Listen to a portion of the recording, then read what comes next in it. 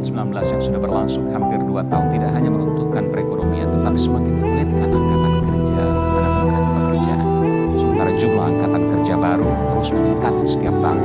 Bagaimana dampak kondisi ini jika tidak teratasi dan sisi apa yang harus ditingkatkan pemerintah? Sebagai salah satu provinsi dengan jumlah penduduk terbanyak yakni mencapai 48 juta jiwa, tingkat pengangguran terbuka masih menjadi salah satu permasalahan yang terjadi di Provinsi Jawa Barat. Ada perbaikan dari lapangan kerja kita. Mengapa? Karena memang kan kalau kita bandingkan dengan angka tingkat pengangguran di Februari 2021, jumlah pengangguran itu dapat 5 juta. Bapak Ibu, saudara-saudara sebangsa setanah air, pagi tadi saya telah memimpin rapat terbatas secara virtual tentang Undang-Undang Cipta Kerja bersama jajaran pemerintah dan para gubernur. Dalam undang-undang tersebut terdapat 11 klaster yang secara umum bertujuan untuk melakukan reformasi struktural dan mempercepat transformasi ekonomi. Adapun klaster tersebut adalah urusan penyederhanaan perizinan, urusan persyaratan investasi, urusan ketenaga kerjaan, urusan pengadaan lahan, urusan kemudahan berusaha, urusan dukungan riset dan inovasi, urusan administrasi pemerintahan, urusan pengenaan sanksi, urusan kemudahan pemberdayaan dan perlindungan UMKM, urusan investasi dan proyek pemerintah, serta urusan kawasan ekonomi. Kemiskinan menjadi PR panjang yang belum terselesaikan. Adanya pandemi COVID-19 memperparah kondisi ini, termasuk bertambahnya jumlah pengemis. Sebenarnya gini, kalau kita lihat pertumbuhan kan memang sudah cukup menggembirakan lah. Ya, malah kita lebih tinggi dari China dan lain-lain, cuma di bawah Vietnam. Tetapi pertumbuhan kita kan tidak dari segi kualitas ya memang tidak seperti kita harapkan. Karena yang besar menyumbangkan pertumbuhan samping konsumsi juga adalah ekspor, itu pun terbatas dan kepada sektor-sektor komoditas SDA, sumber daya alam ya, seperti termasuk sawit, batu bara, dan nikel ya. Nah, yang paling penting adalah bagaimana menciptakan lapangan kerja agar supaya orang itu bisa bekerja. Ya, gegap gempita kampanye calon gubernur Jawa Tengah masih diwarnai potret rakyat miskin. Masih ada warga yang belum tersentuh bantuan pemerintah untuk hidup layak, salah satunya menjual daun jati di Jawa Timur. Penduduk miskin di Jawa Timur pada akhir kuartal ketiga 2020 atau September mencapai lebih dari 4.500.000 jiwa. Berdasarkan rilis Februari ini, BPS juga menyebutkan angka ini naik 11,46% selama satu semester atau dibanding akhir kuartal pertama Maret 2020 sebanyak 4.400.000 jiwa. Selama periode tersebut, persentase penduduk miskin naik 0,37% baik di pedesaan maupun di perkotaan. Ketimpangan ekonomi penduduk Indonesia atau biasa disebut sebagai Gini Ratio di masa pandemi COVID-19 tahun 2020 meningkat. Saat pandemi seperti ini, Gini Ratio adalah salah satu parameter yang penting yang harus diperhatikan untuk mengurangi dampak dari pasca pandemi. Dan krisis pandemi kali ini sangat berbeda dengan krisis moneter sebelumnya. Kali ini, UMKM dan juga rakyat kecil yang paling terpukul secara finansial. Karena itulah, angka kemiskinan Indonesia naik akibat pandemi.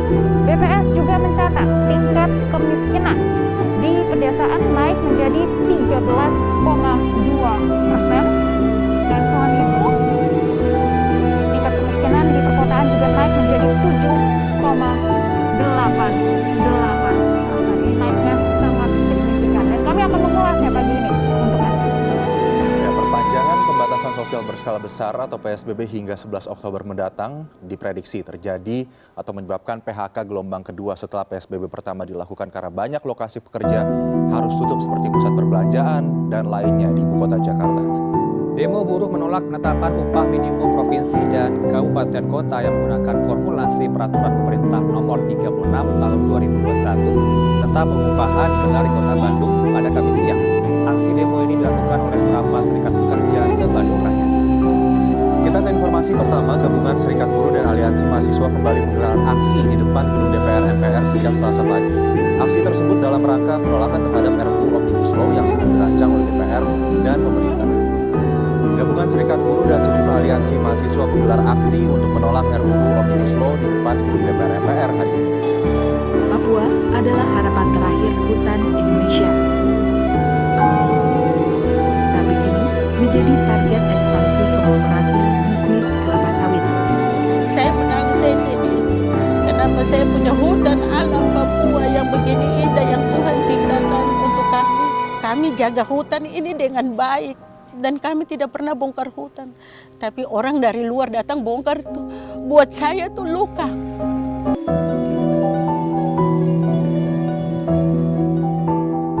Tahun sudah Berta menghuni rumah susun Marunda di Kecamatan Cilincing, Jakarta Utara. Selama itu pula, ia bersama sang anak bertahan menghadapi gempuran abu hitam akibat pengolahan batu bara yang terletak sekitar 2 km dari Rusun Marunda.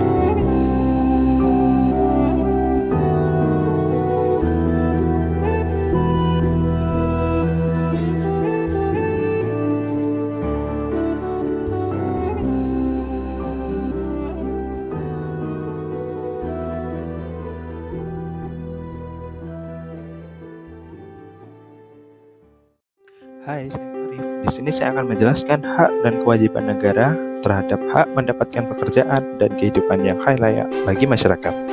Yuk simak video yang sampai habis ya. Jadi apa sih hak dan kewajiban negara terhadap hak mendapatkan pekerjaan dan kehidupan yang layak bagi masyarakat? Ya, betul sekali yang tertulis dalam pasal 27 ayat 2, yakni tiap warga negara berhak atas pekerjaan dan penghidupan yang layak bagi kemanusiaan. Hak dan kewajiban warga negara sendiri semuanya sudah tertuang dalam Undang-Undang 1945 yang berbunyi, segala warga negara bersama dengan kedudukannya di dalam hukum dan pemerintahan wajib menjunjung tinggi hukum pemerintahan tersebut, tidak ada kecuali. Pasal tersebut menjabarkan tentang warga negara yang wajib mentaati hukum dan pemerintahan. Seperti yang ada cuplikan beberapa screen di awal video ini memberikan gambaran bahwa masih banyak di antara masyarakat yang mengalami pengangguran dan kemiskinan. Hal ini seharusnya menjadi PR bagi pemerintahan untuk menekan kebijakan baru supaya rakyat bisa mendapat pekerjaan dan ekonomi menjadi pulih. Kemudian, solusi masalah yang dihadapi. Yang pertama, mendorong terciptanya lapangan kerja. Yang kedua, mengatur upah minimum. Yang ketiga, memberikan bantuan para pekerja. Dan yang terakhir, adanya asuransi untuk pekerja. Yang terakhir ini kesimpulan. Yang pertama, pemerintah harus bisa mengeluarkan kebijakan yang bisa terciptanya lapangan pekerjaan, serta menjalankan kebijakan yang konsisten tersebut dengan sungguh-sungguh sampai terlihat hasil yang maksimal.